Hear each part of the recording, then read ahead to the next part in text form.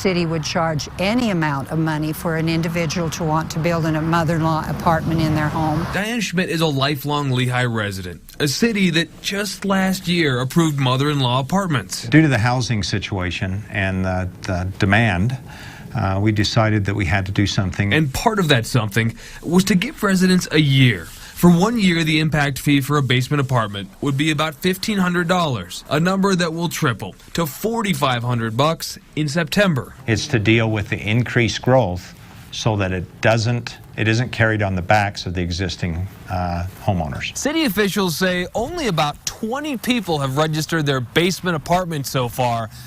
That number, city officials acknowledge, seems very low. It was far shorter than I had anticipated. Okay. We expected a lot more to sign up than have. Mayor Mark Johnson says they decided on the $4,500 number after an analysis by the city engineer.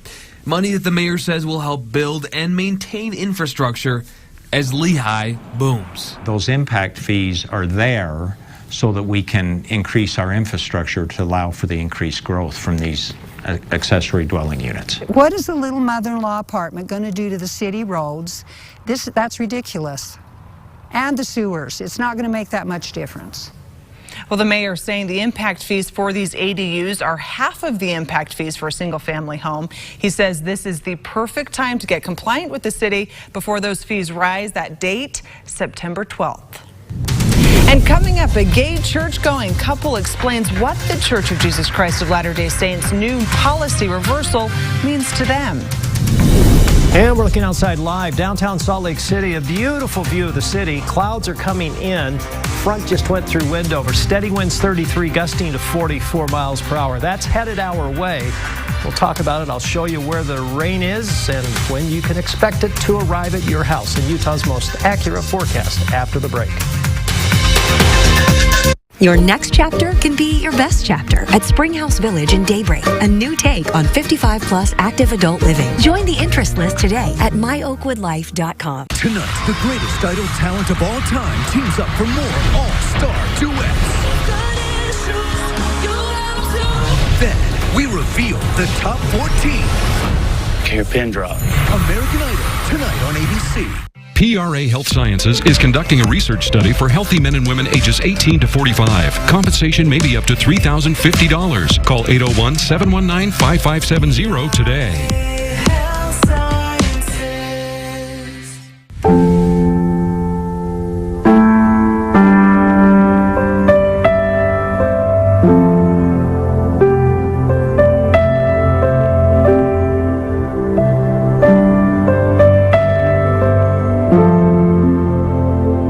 Tobacco can end lives long before it kills you.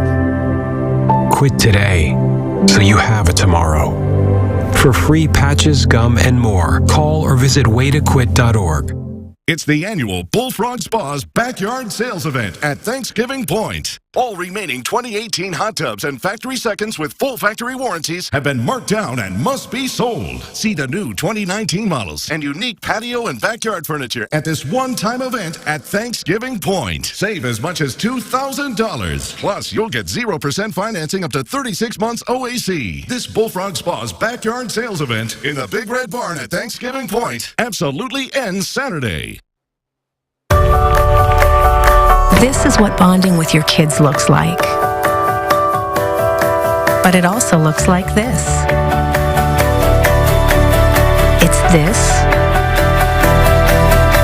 And yeah, that too. Every family is different. Make the little moments matter. Be an involved parent. It's the best way to prevent underage drinking. For tips, visit parentsempowered.com. PRA Health Sciences is conducting a research study for healthy men and women ages 18 to 45. Compensation may be up to $3,050. Call 801-719-5570 today. Utah Success Stories is made possible by the generous support of Finance Peak. Hair care for Brittany Johnson provided by Before and After Salon, 801-969-0232. You're watching ABC4 News. Welcome back. A lot of mixed reaction today after the Church of Jesus Christ of Latter-day Saints announced its reversal of an LGBTQ policy, now allowing children of same-sex marriages to be blessed and baptized in the church. A quick change from the previous policy made just in 2015. But despite the changes tonight, one same-sex couple we spoke with say they have plans to get married this summer, and they plan to stay active in the church, celebrating the recent news.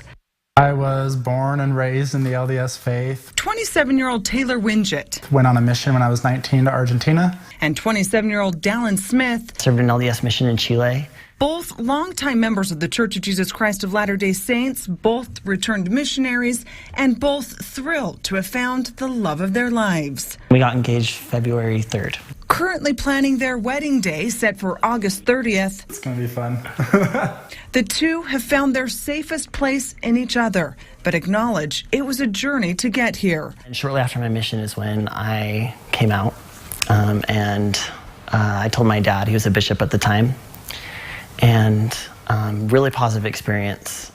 He received me with a lot of love, compassion, kindness. It was over FaceTime, and I was crying, of course. I was a mess at the time, but my mom just was like, Taylor, I've been expecting you to come out to me for the past 2 years. I know, and I love you. With possibly their hardest announcement behind them and a warm, genuine reception given, the two made a decision to stay actively engaged in the Church of Jesus Christ of Latter-day Saints. I'm as active as I can be. Eventually, after a lot of time figuring myself out, I just knew that it was okay to be gay. Both saying the church's previous announcement in 2015 labeling same-sex married couples as apostates and barring the children from baby blessings and baptisms only intensified their conflict. It made it harder for me to accept myself for who I was. The church always talks about family, and I felt like that policy was something that kind of encouraged separation.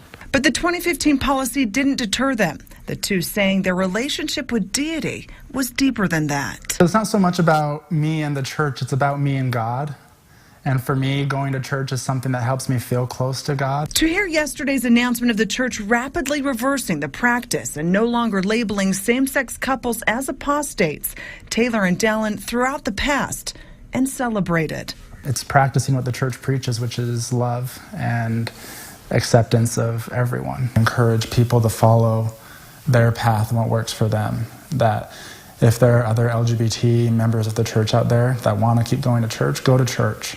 If that's what makes you feel good, do it. This policy is a step in the right direction, but no policy of the church is going to dictate God's love for you. Tonight, Taylor and Dallin acknowledging that the church still has a ways to go to become fully accepting and inclusive, but they also point out that so does the LGBTQ community, saying they don't feel fully embraced there either because of their affiliation with the Church of Jesus Christ of Latter-day Saints.